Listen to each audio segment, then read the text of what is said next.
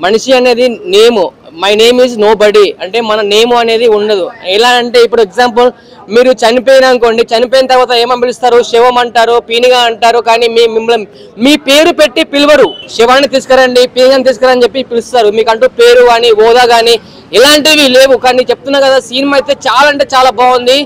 ఈ సినిమా అర్థం చేసుకోవాలంటే స్టార్టింగ్ నుంచి ఎండింగ్ వరకు చాలా చాలా నీట్గా క్లారిటీగా ప్రతి ఒక్కరికి అర్థమవుతుంది. మూవీ డబ్బు కోసం అండ్ హోదా కోసం ఏదో ఎక్కువ సంపాదిస్తే ఆనందం ఉంటుంది, కొన్ని లక్షల కోట్లు సంపాదిస్తే ఆనందంగా ఉంటుంది. అందరికంటే ఎక్కువ సంపాదించాలి, ఎక్కువ రిచ్నెస్ ఉండాలి అని చెప్పేసి అనుకుంటారు.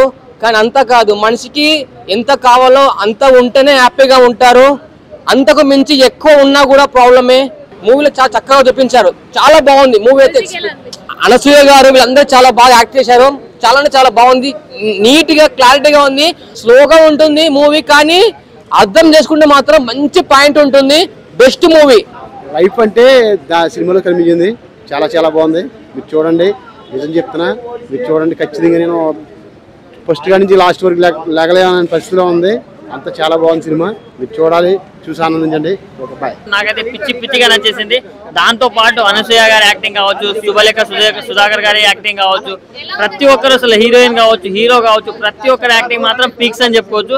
చాలా అంటే చాలా బాగుంది. మెయిన్ థింగ్ వచ్చేసి స్టోరీ అన్న చాలా బాగా అనిపించింది.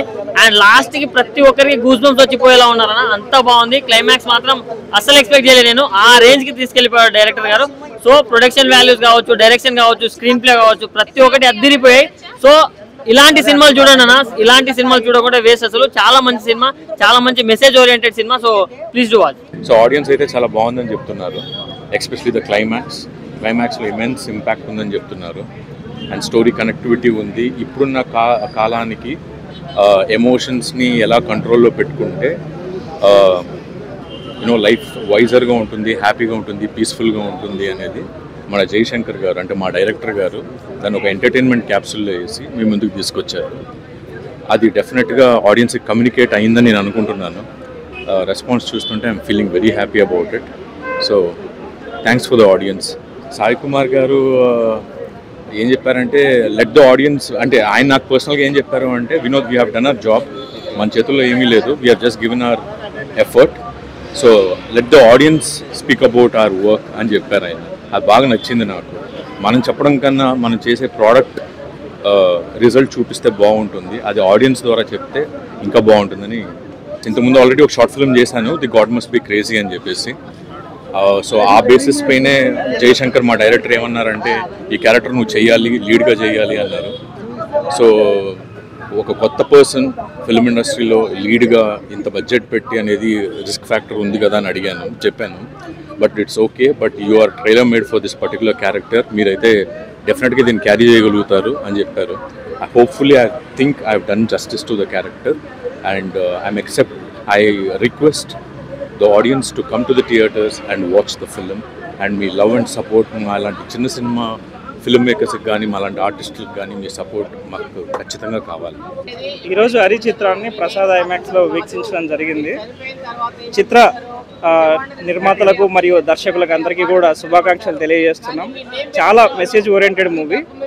అసలుకి ప్రస్తుత సమాజంలో జరుగుతున్నటువంటి పరిస్థితులను ఆధారంగా చేసుకొని చిత్ర దర్శకులైతేనేమి, నిర్మాతలైతేనేమి వీళ్ళందరూ తీర్చిదిద్దినటువంటి సన్నివేశాలు చాలా అద్భుతంగా ఉన్నాయి.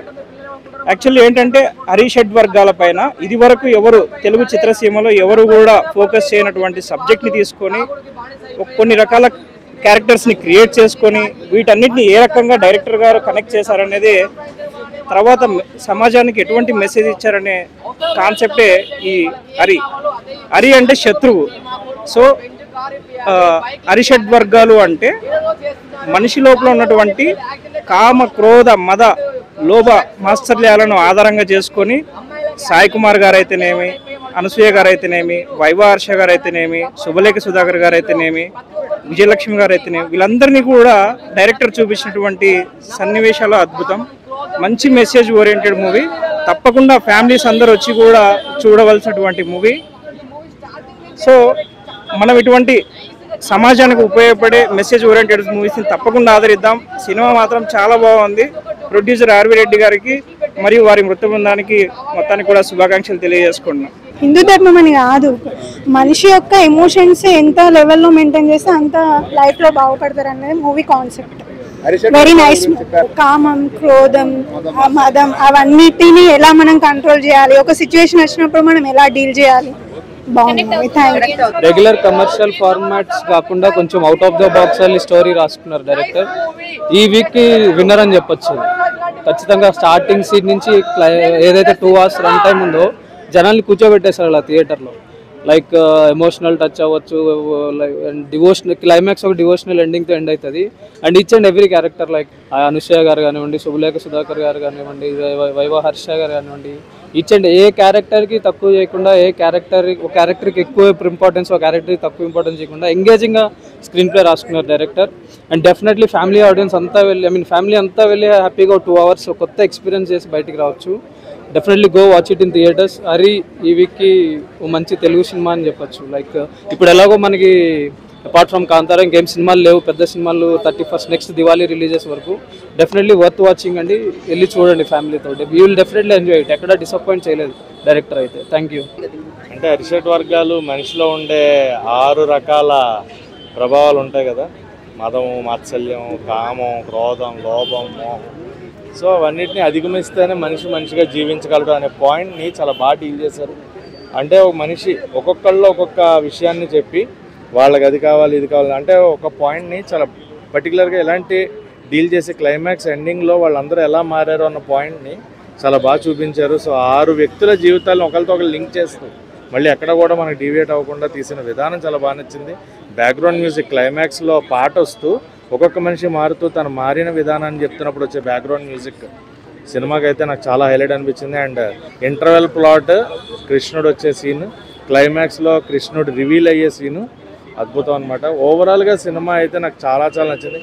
ఖచ్చితంగా థియేటర్స్లో చూసే సినిమా, ఓటీటీలో వస్తుంది తర్వాత చూసుకోవచ్చు అని వెయిట్ చేయకుండా థియేటర్లో ఒక మంచి సినిమా వచ్చినప్పుడు ఎంకరేజ్ చేయొచ్చు అనే దాంట్లో ఇది. సూర్య గారి క్యారెక్టర్ బాగుంది, శుభలేఖ సుధాకర్ గారి క్యారెక్టర్ బాగుంది, సాయి కుమార్ గారి క్యారెక్టర్ బాగుంది, కృష్ణుడి గెటప్ వేసిన ఆయన చాలా సెటిల్డ్గా ఒక దగ్గర లైబ్రరీలో కూర్చుని నిజంగా ఒక కృష్ణుడు ఆయన దగ్గరికి వచ్చిన భక్తుల్ని డీల్ చేస్తే ఎలా ఉంటుందో కృష్ణుడే ఉండి అది అంత నీట్గా అనిపించింది అనమాట. సో నాకైతే క్లైమాక్స్ నేను కంప్లీట్గా సినిమాతో ఒక ట్రాన్స్లోకి, అంటే నిజంగా జరుగుతున్నదే కదా ఇదంతా, మనిషి మారడం అనేది జరగదు, ఎక్కడో చోట మార్పు ఉంటుంది. మారితే నిజంగా మనిషి అవుతాడు, మారకపోతే మృగం అవుతాడు అనేది బాగా అనిపించింది. మంచి సినిమాల్ని రేటింగ్తో పోల్చలేం, చెడ్డ సినిమాలకి రేటింగ్ ఇచ్చి తగ్గించలేం. ఇది మంచి సినిమా, రేటింగ్ ఇచ్చి దాన్ని పాడిచాను. సో ఖచ్చితంగా థియేటర్లో చూసే ఒక మంచి ఫిలిం అండ్ అందరూ చూడాల్సిన ఒక గుడ్ ఫిలిం.